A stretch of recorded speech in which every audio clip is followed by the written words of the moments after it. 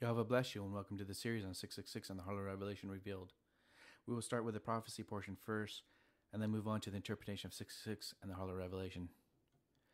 The purpose of this prophecy is to prove the interpretation of 666 and the Harlow Revelation is true. Secondly, it is also proof that the Catholic and Protestant churches are satanic, sadly. And ultimately, 3, it is to unite all Jews, lost 10 tribes of Israel, and Gentiles in truth. The prophecy. In that day when New York and many other cities of the West is nuked by the Muslim League to start the next world war, the useful idiots of the New World Order, the Catholics and Protestants, will proclaim the Muslim League leader as the Antichrist or the Beast of Revelation, and proclaim that the Muslim religion is the Harlow Revelation. So we have these false prophets on the left who will call the coming of the Mahdi, the Muslim League leader, as the Antichrist. Yet the traditional Christians, Catholics and Protestants, ignore the evolution that is being taught in the public schools to their children, which is why the younger generation are becoming more atheistic, socialistic, and embracing homosexuality as an alternative lifestyle. And this is not surprising because they practice satanic holidays we call Christmas, which is a sexual fertility holiday, stating that Jesus was born on December 25th when in fact he was never born on December 25th. But anyways, we could read about the Christmas tree in Jeremiah 10, verses 2-4. This is what YAHOVAH says: "Do not learn the ways of the nations, for the customs of the peoples are worthless. They cut a tree out of the forest, they adorn it with silver and gold, and they fasten it with hammer and nails." YAHOVAH knew that this Christmas tradition, which was practiced in Jeremiah's time, would be practiced in our time in the last days, which is why the pro-abortion politicians celebrate Christmas as well. We have Obama and his wife under the Christmas tree there, and we have the Clintons in the middle. And of course, they're no way going to talk about Jesus because they are the most leftist, liberal, atheistic people you can ever meet in the United States. And we have a picture of Richard Dawkins, who is not a politician, but this militant atheist is slow and bold, standing right beside a Christmas tree with presents right under it, because he knows full well Christmas has nothing to do with Jesus and Christianity, that it is purely a pagan origin, pagan practice, which is why he is a militant atheist, because he's calling out on the Christians, saying they are contradictory, which is why they also celebrate Easter, child sacrificing holiday. We have a statue of Easter, who is known in the East as the goddess of fertility, and is still known in Israel and many Middle Eastern that Easter is a goddess of fertility, and that the Easter bunny is a symbol of fertility. We have more and more people writing papers about the pagan origins of Easter and Christmas. It is becoming more and more widespread, which is why books are coming out exposing the pagan origins of our major holidays. Unfortunately, that this is not enough because the world will still be deceived. The Pope of Rome will do fake miracles, and we could read about this false prophet in Revelation 13:13. He did astounding miracles, even making fire flash down to earth from the sky while everyone was watching. And understand that Revelation is pointing out this one miracle, fire coming down from the sky to the earth, is because those followers, the true followers, know that the Jews also will be deceived by the Pope, who will bring fire from the sky. And why does this miracle deceive them? Because Elijah is the long-awaited prophet that the Jews have been waiting for. And Elijah is famous for what miracle? He is famous for bringing fire from the sky. And we can read this in 1 Kings 18, verses 37-39. But we'll read just this one part. "Then the fire of YAHOVAH fell and burned up the sacrifice, the wood, the stones, and the soil, and also licked up the water in the trench." So the Pope will become the false Elijah or the false prophet.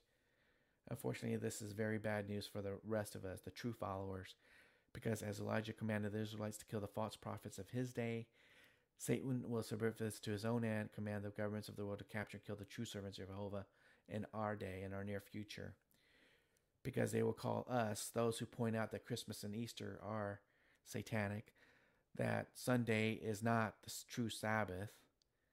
So we will be labeled as false prophets, and we will be killed. And you can compare 1 Kings 18:40 with Revelation 13:15. But of course, did not Yahshua say Elijah already came again? And we could read this in Matthew 17. The disciples asked him, "Why then do the teachers of the law say that Elijah must come first?" Jesus replied, "To be sure, Elijah comes and will restore all things.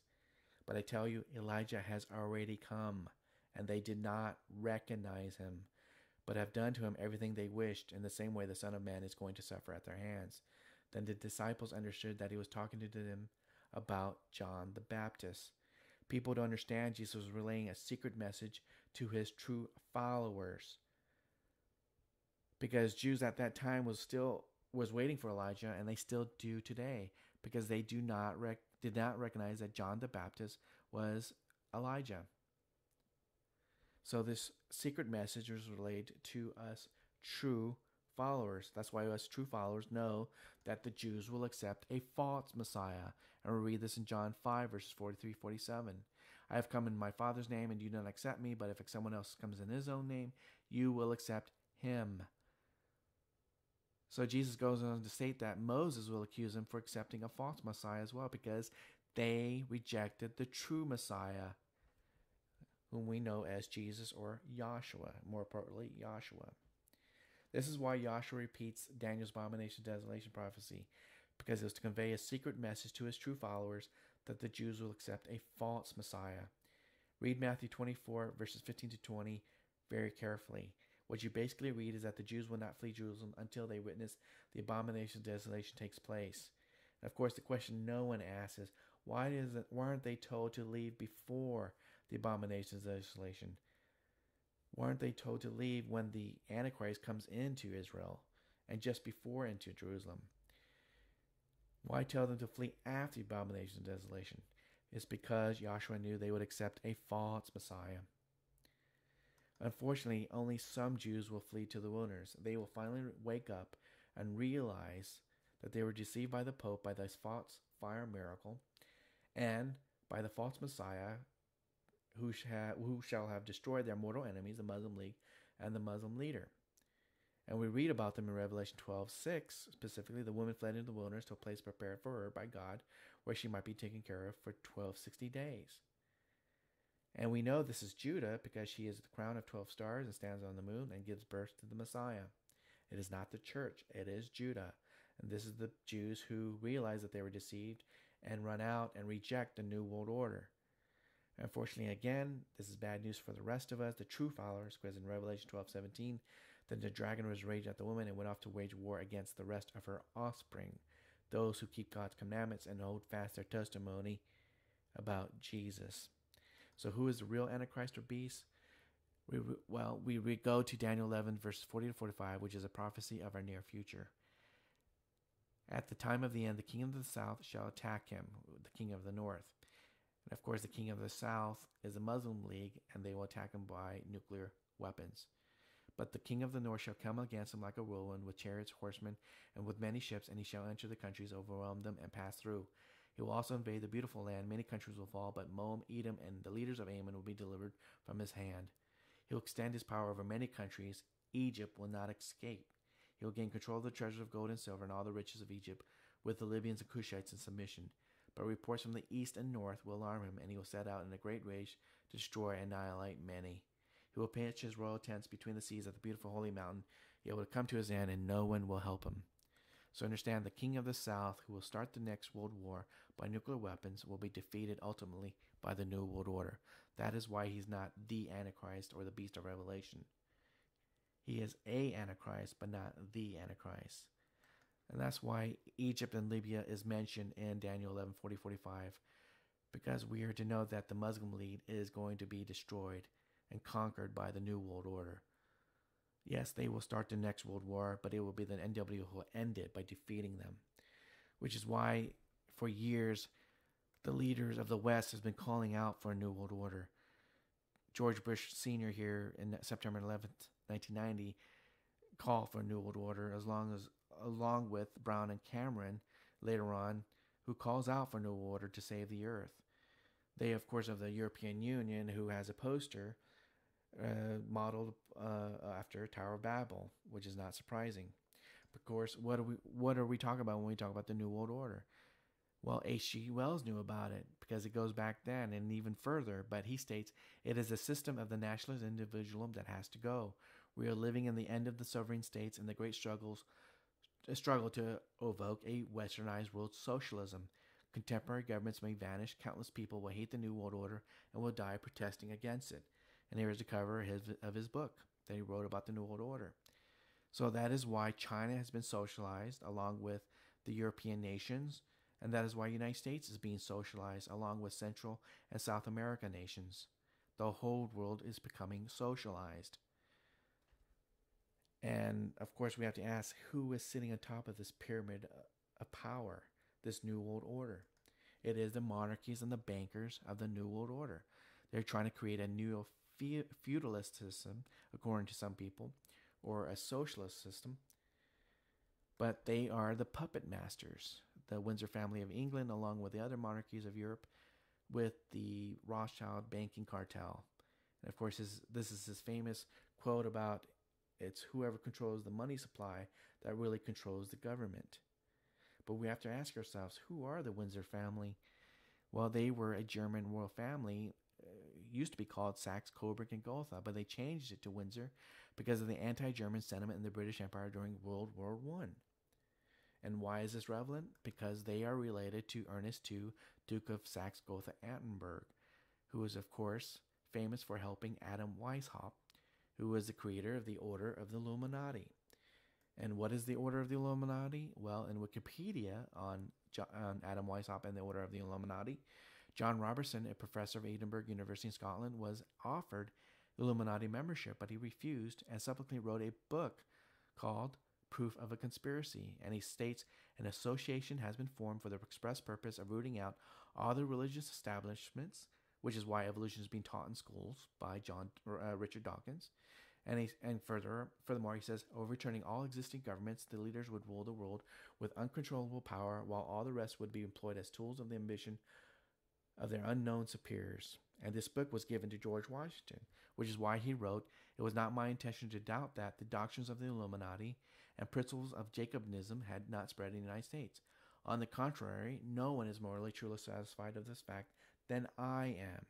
So even George Washington, the first president of the United States, knew about the creation of the New World Order. And again, how do you start taking over nations? By controlling the money. And by how do you control the money? You create central banks, which are private institutions. And President Jackson, Andrew Jackson, knew about this. This is why he declared war on central banks. Here is this first quote. He says, the bold effort the present central bank had made to control the government are but premonitions of the fate that wait the American people, should they be deluded into perpetuation of this institution or the establishment of another like it. Unfortunately, though, the Federal Reserve did come about, another central banking system at the turn of the century, of the 20th century. And he also quotes, I am one of those who do not believe that a national debt is a national blessing, which is, of course, ludicrous. But anyways, he continues, but rather a curse to a republic, inasmuch as it is calculated to raise an amount of administration and moneyed aristocracy dangerous to the liberties of the country. And he said, yes, the central banks creates a moneyed aristocracy, which we see today.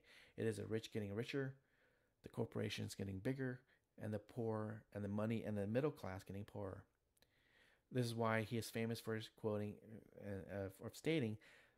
calling the central bankers a den of vipers and thieves. And lastly, he is quoted as saying, it is to be regretted that the rich and powerful too often bend the acts of government to their selfish purposes. Which is why we have to ask, why is Jackson on the $20 bill? A central banking note with his picture big printed right on top of the $20 bill. Is it to honor or dishonor him? Well, he states, if the people only understood the rank injustice of our money and banking system, there would be a revolution by morning. And we have to thank the traditional Catholics and Protestants for not teaching about the evils of usury, because they say the laws of YAHOVAH has been nailed to the cross. This is why they've been deceived and been conquered by the monarchies and bankers of Central Europe, which is why they will place in Jerusalem the King of the North as the Messiah, the false Messiah, and he shall declare himself to be God and exalt himself. And this is why traditional Christianity is evil and satanic. Thanks to them, we will see this man as the Antichrist.